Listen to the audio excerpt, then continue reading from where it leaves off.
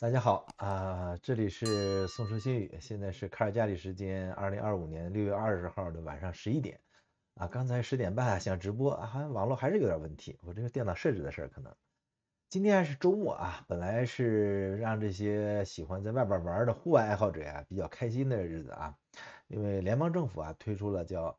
Canada Strong Pass 这么一个活动那个从今天6月20号就开始了，所以整个夏天国家公园是免费的。但是相信大家也都听说了，就在昨天，班夫国家公园发生了一起非常不幸的致命的这种山体的崩塌事故虽然呢，我这是一个科普和这个灾害报道的这么一个频道，但是我还是不希望看到这样的灾难发生对于任何一个热爱户外或者落基山脉的人来说听到这样的事儿其实都很难过那么在这儿呢，我们向遇难者的家人和朋友表示最深切的慰问。今天就和大家聊聊这个灾害然后我们搞清楚这个事故到底发生在哪儿，现场是多么的混乱，然后呢，最重要的是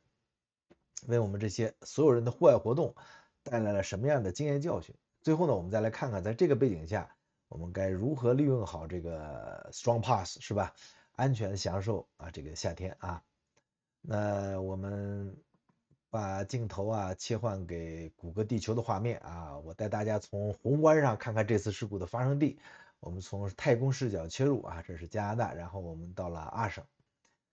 下边有一条蓝色的线就是著名的冰原大道从路易斯湖往北开大约30多公里，就到了一个非常经典的地方，叫公湖 Bow Lake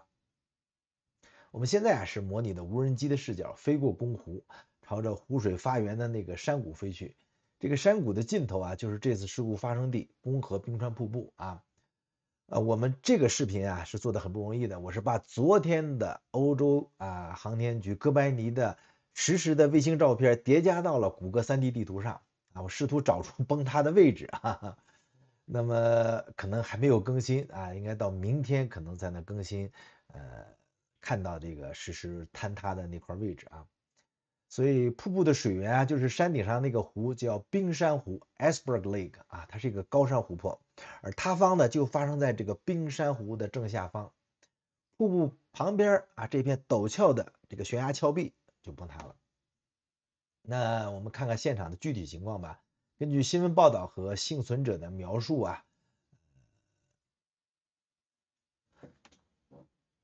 还是很恐怖的这个事发当开始一切是如常，很多徒步者包括一个来自卡尔加里的这个徒步团正在瀑布下边休息，哎呀，聊天吧，欣赏风景是吧？有一个名叫伊丽莎白·杰克逊的幸存者之后呢，接受媒体采访，回忆了那个现场的那个恐怖。他说，只听到咔嚓的这个破裂声，然后下意识的他就知道那可能是岩石断裂了。从那个声音你能判断出这个东西得有多大我们现在看到呢，是从班夫到事故发生地的这个实时的这个渲染他说他回头一看就看到让他终生难忘的这么一个景象。他说看到一整块岩石板看起来就像一栋这个多层建筑那样就塌下来了。所以那块巨大的岩石撞到地面上，瞬间就爆裂成了无数的碎石，向人群就冲过来了。他说从那一刻起一切都变得模糊了。他起身就跑，他知道看到这种景象，他不可能幸存下来，所以只能跑。当这个烟尘散去之后他说他回头看一下，现场一片混乱。他说呢，看到一个浑身是血的男人在喃喃自语，痛苦的呻吟，还看到一个女士呢被卡在岩石之间，而另外一个人呢毫无反应的躺在了一块岩石上。所以现场的人们呢虽然是惊魂未定但是还是尽力的互相帮助嘛，提供这个情感支持那么就是在这个时候有徒步者呢按下了自己卫星通讯设备上的 SOS 按钮，向外界发出了求救信号。大约在50分钟后，救援人员包括 STARS 空中救护车、地面救护车、公园管理局的搜救队，甚至搜救犬和无人机，才陆续抵达了这个偏远的现场展开救援。所以这些现场的细节让我们真切地感受到，在造物主在老天爷这个无限的力量面前，我们人类是多么的渺小和脆弱啊！这场悲剧啊，就给所有喜欢户外的朋友啊敲响警钟。那很多人会问啊，这种事能避免吗？公园管理局的说法是什么呢？这次事件不可预测，也无法预防。那提醒我们呢，落基山脉本身啊，它是一个地质活动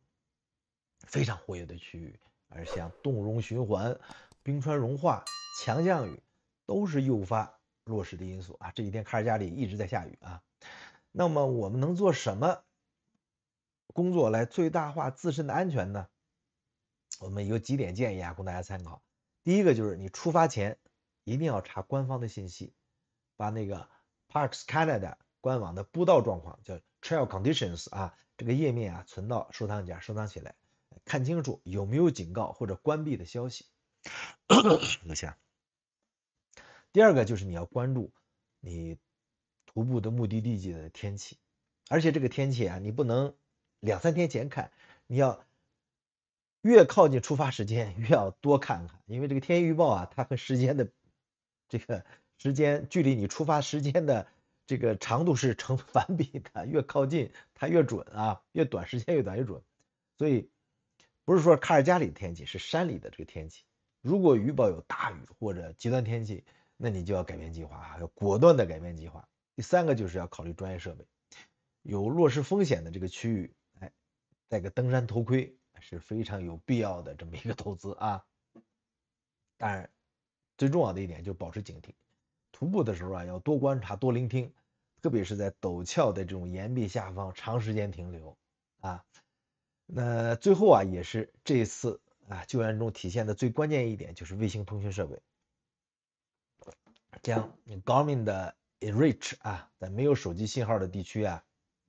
这是你唯一的求救工具。这一次啊，正是因为有人触发了这个信号啊，救援呢才能启动啊。我们了解了风险啊，做好准备啊，才能更好的拥抱自然。接下来呢，我们就来详细说一下这个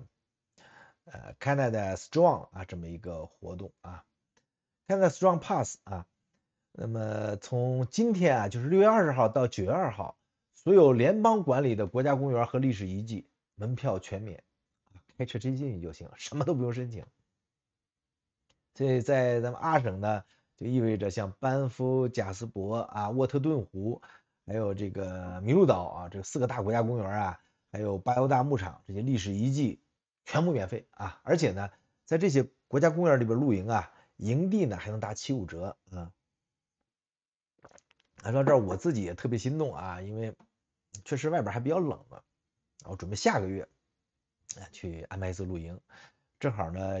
咱也享受一下这个折扣啊，不管你是什么身份啊都可以。所以借这机会呢，给大家分享一下，我们应该具体怎么预定营地。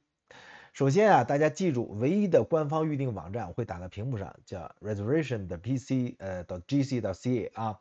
那么预定这个国家公园的营地啊，它是个技术活啊，因为太火爆了啊。夏季的营地啊，通常在每年的1、2月份就开放预定啊。那么像美国的几个大的，比如我们要准备去的这个黄石国家公园，确实是7、8月份的营地好多都订光了。所以热门地点、周末位置基本上是秒光啊。但是你也别灰心啊，还有机会。那么第一个呢，我们进去网站之后啊，就选择你去的公园，比如说班夫，你选择一个具体的露营地，比如说 Two Jack Lake 是吧？你会看到一个营地的地图啊，绿色的就是可选的啊，选好日期，加入购物车，付款就行。所以这个25%的折扣呢，在你结账的时候就会自动用了，不用任何的这个折扣码，它等于是官网降价了。那么你订不上怎么办呢？那有几个小窍门吧，给大家简单聊聊啊。一个就是周一到周四的营地位置啊，要好找很多啊。你可以，如果你时间灵活是吧？那这个就避开周末是最佳选择。第二个呢，你随时刷这个取消位，这个是关键，因为很多人会提前取消行程，你可以每天有空上去刷一下，特别是临近想去的前几天，经常可能会有惊喜的。第三个呀是考虑这个冷门的营地啊，这个就是不太集中的这个营地。那么就不要总盯着这个什么什么 Turtle Mountain 啊，或者 To Jack 这些网红营地，看看周边的国家公园。你比如 BC 省的啊，像Kootenay 啊或 Yoho 啊这些，开车也就多一段时间嘛，营地可能选择会更多一些。再一个就是，哎，你要有勇气挑战这个先到先得，就 first come first serve 的啊，因为有一部分营地啊，它不开放预定的嘛，你只能当天去抢。你一大早，你上午9点前就到这个营地办公室门口排队，甚至更早，把车排到前头，等有人 check out，哎，你就能住进去。所以这个也很刺激啊，是吧？这是还是有本地特色的啊。所以我们看啊，这个机会还是有的啊，还是需要一点耐心和策略。那今天呢，就和大家聊这么多啊，从一个突然的这个重大伤亡事故啊，自然灾害，到一些安全建议啊，再到这个夏天的福利啊，就 Strong Pass。我想说的是啊，我们啊不能因为有这个风险，潜在的风险就引寅废食是吧？还是要出去啊，不能远离自然。我们当然也不能因为免费，你啥也不想，毫无准备就去玩了。所以正确的态度呢，我们要从这个事故中汲取教训，带着对大自然的敬畏，做出更周全的计划，享受相对安全的这些美好体验。好吧，今天内容就到这儿，谢谢大家收看啊！如果您喜欢我的分享的话呢，觉得对你有帮助啊，别忘了点赞、订阅和分享，也欢迎在下边留言。你可以告诉我们你这个夏天有什么出行计划，或者呢，在预定营地啊或者房车旅游时方面有什么独家秘籍，可以跟大家交流一下。我的这个频道的社区帖啊，大家可以自由发帖的啊。不光可以评论我的发言，大家可以自由发帖。这里是宋时新语，我是你们的朋友老宋啊。你们在卡尔加里，祝大家有一个安全愉快的周末，咱们下期再见，拜拜。